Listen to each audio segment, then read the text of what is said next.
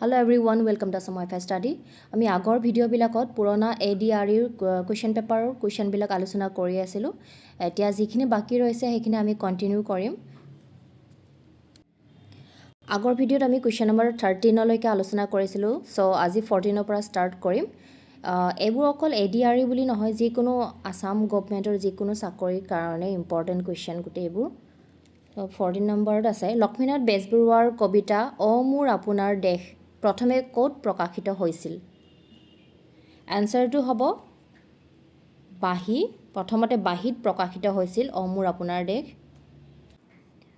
অ মোৰ আপোনাৰ দেশ হৈছে আমাৰ অসমৰ জাতীয় সংগীত আৰু এই সংগীতটো ৰচনা কৰিছিলে লক্ষ্মীনাথ বেজবৰুৱাদেৱে আৰু মোৰ দেশ নামেৰে প্ৰথম 1910 চনত বাহি কাকতখনত প্ৰকাশ পাইছিলে আৰু শ্ৰী কৃপাবৰ বৰুৱা ছদ্মনামত 1910 চনত বাহিত প্ৰকাশ পাইছিলে আৰু কৃপাবৰ বৰবৰুৱা ছদ্মনামত এই কৃপাবৰ বৰুৱা কাৰ ছদ্মনাম? লক্ষ্মীনাথ বেজবৰুৱাৰ ছদ্মনাম হৈছে কৃপাবৰ বৰবৰুৱা। তাৰ পাছত 1913ত কদমকলিত লক্ষ্মীনাথ বেজবৰুৱাই প্ৰকাশ কৰিছিল। প্ৰশ্নটো আছিলে কোনখন ক'ত প্ৰকাশ পাইছিল? প্ৰথমতে উত্তৰটো হ'ব বাহিত প্ৰকাশ পাইছিল আৰু 1910 চনত। ইয়াৰ পাছত এই গীতটি অসমৰ জাতীয় সংগীত হিচাপে কেতিয়া প্ৰকাশ পাইছিল? কেতিয়া মানে গৃহীত হৈছিল? 1927 চনত তেজপুৰত অসম ছাত্ৰ সন্মিলন সমিতিত গৃহীত হৈছিল অসমৰ জাতীয় সংগীত ৰূপে। ইয়াৰ লগে লগে চাই যাওক অপশ্যনত যিহেতু আছে জোনাকী কাকত কি? জোনাকী কাকতখন 1889 চনত পোনপ্ৰথমবাৰৰ বাবে প্ৰকাশ পাইছিল আৰু সম্পাদক আছিল চন্দ্ৰকুমাৰ আগৰৱালা। প্ৰথম সম্পাদক আছিল চন্দ্ৰকুমাৰ আগৰৱালা। জোনাকী কাকতৰ প্ৰকাশ পাইছিল 1889 চনত আৰু দ্বিতীয় সম্পাদক আছিল হেমচন্দ্ৰ গোস্বামী। আৰু এই জোনাকী কাকততেই চন্দ্ৰকুমাৰ আগৰৱালাৰ দেৱৰ প্ৰথম ৰোমান্টিক কবিতা বন কুঁৱৰী প্ৰকাশ পাইছিল। কেতিয়াবা এনেকুৱা প্ৰশ্ন আহে যে চন্দ্ৰকুমাৰ আগৰৱালাৰ ৰোমান্টিক কবিতাটোৰ নাম কি? উত্তৰটো হ'ব বন কুঁৱৰী। তাৰ পাছত হেমচন্দ্ৰ গোস্বামীৰ প্ৰথম অসমীয়া সনেট প্ৰিয়তমাৰ চিঠি, এইটোৰ ওপৰতো বহুত প্ৰশ্ন আহে। হেমচন্দ্ৰ গোস্বামীৰ প্ৰথম অসমীয়া সনেট প্ৰিয়তমাৰ চিঠিও এই জোনাকী কাকতখনতে প্ৰথম প্ৰকাশ পাইছিল। তাৰ পাছত এই আলোচনীখন 1889ৰ পৰা 1903 চনলৈকে চলি আছিল আৰু এই সময়ছোৱাক অসমীয়া সাহিত্য জগতৰ জোনাকী যুগ বুলি কোৱা হয়। কেতিয়াবা সুধিব পাৰে যে জোনাকীৰ যুগ বুলি কোনখিনি সময়ছোৱাক কোৱা হয়? 1889ৰ পৰা 1903 চনলৈকে এই সময়ছোৱাক জোনাকী যুগ বুলি কোৱা হয়। ইয়াৰ পাছত চাওক অৰুণোদয় আলোচনী। অৰুণোদয় আলোচনীখন হৈছে অসমৰ প্ৰথম অসমীয়া ভাষাৰ সংবাদপত্ৰ বা আলোচনী। কিমান চনত প্ৰকাশ পাইছিল? 1846 চনত জানুৱাৰী মাহত। আৰু ক'ত প্ৰকাশ পাইছিল? এই প্ৰশ্নটো বাৰে বাৰে অহা দেখা যায়। শিৱসাগৰৰ মিছন প্ৰেছত প্ৰথম প্ৰকাশ পাইছিল আৰু সম্পাদক আছিল Nathan Brown. Question number 15 Bangkok কোনখন দেশৰ ৰাজধানী চহৰ? Bangkok is the capital city of, এনচাৰটো হ'ব থাইলেণ্ড। কুৱেশ্যন নম্বৰ 16 গোপীনাথ বৰদলৈৰ ঠিক পিছতে অসমৰ মুখ্যমন্ত্ৰী কোন হৈছিল? Who was the chief minister of Assam immediately after Gopinath Bordoloi? অপশ্যনত আছে বিমলা প্ৰসাদ চলিহা, শৰৎচন্দ্ৰ সিংহা, বিষ্ণুৰাম মেধি, গোলাপ বৰবৰা। এনচাৰটো হ'ব বিষ্ণুৰাম মেধি। প্ৰথম মুখ্যমন্ত্ৰী গোপীনাথ বৰদলৈ, দ্বিতীয় মুখ্যমন্ত্ৰী বিষ্ণুৰাম মেধি। বিষ্ণুৰাম মেধিৰ পিছত তৃতীয় মুখ্যমন্ত্ৰী বিমলা প্ৰসাদ চলিহা আৰু চতুৰ্থ মুখ্যমন্ত্ৰী আছিলে মহেন্দ্ৰ মোহন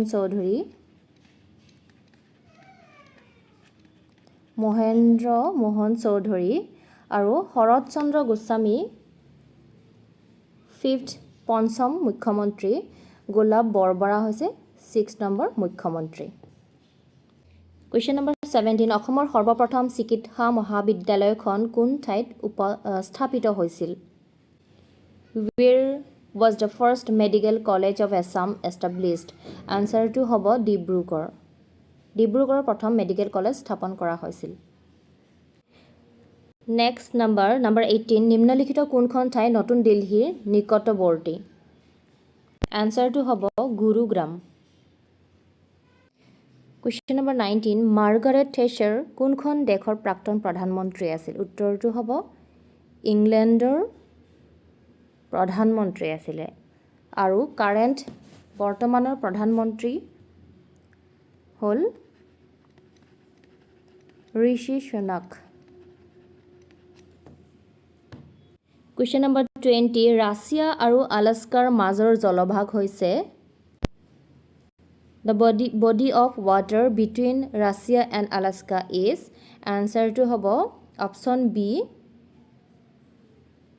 Bering Strait বা Bering প্ৰণালী option B বেৰিং জলদ্বীপ বা বেৰিং ষ্ট্ৰেইট ক'ত আছে এছিয়া আৰু উত্তৰ আমেৰিকা মহাদেশক পৃথক কৰা এটা জলভাগ এই জলদ্বীপটোৱে উত্তৰ প্ৰশান্ত মহাসাগৰৰ বেৰিং সাগৰক উত্তৰ মহাসাগৰৰ চুক্সি সাগৰৰ সৈতে সংযোগ কৰে এই জলদ্বীপৰ আটাইতকৈ সংকীৰ্ণ অংশ ৰাছিয়াৰ ডেজিউনভা মাইছ আৰু আলাস্কাৰ প্ৰিন্স অফ ৱেলছ ইষ্টমাছৰ মাজত অৱস্থিত এই দুটা দ্বীপৰ মাজৰ ন্যূনতম দূৰত্ব 85 কিলোমিটাৰ আৰু এই দুটা দ্বীপৰ মাজত ডায়োমিড দ্বীপপুঞ্জ মানে ডায়োমিড আইল্যান্ড আছে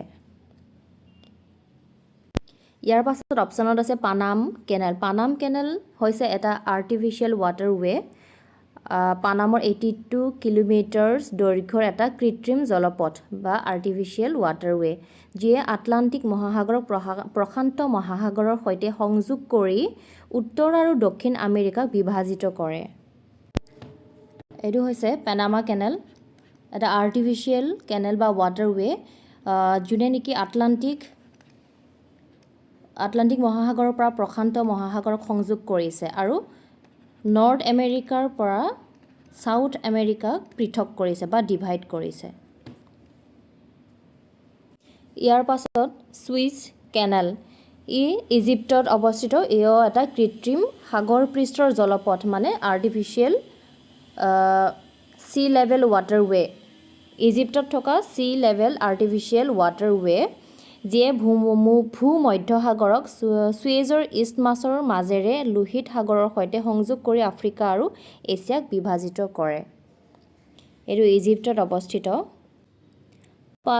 পালক জলদ্বীপ ভাৰতৰ তামিলনাডু ৰাজ্য আৰু শ্ৰীলংকাৰ দ্বীপ ৰাষ্ট্ৰৰ উত্তৰ প্ৰদেশৰ জাফনা জিলাৰ মাজৰ এক জলদ্বীপ ই উত্তৰ পূবত বংগ উপসাগৰক দক্ষিণ পশ্চিমে পালক উপসাগৰৰ সৈতে সংযোগ কৰে সৰ্বোচ্চ গভীৰতা 9.1 মিটাৰতকৈ কম ইয়াৰ বহল 40ৰ পৰা 85 মাইল আৰু দীঘল প্ৰায় 85 মাইল এই জলদ্বীপ বা ৱাটাৰৱেটো আছে ইণ্ডিয়াৰ তামিলনাডু আৰু শ্ৰীলংকাৰ জাফনাৰ মাজত Question number 21 নিম্নলিখিত কোনখন চহৰ সাগৰ তীৰত অৱস্থিত নহয় Which of the following is not a seaside city of India Answer is Bengaluru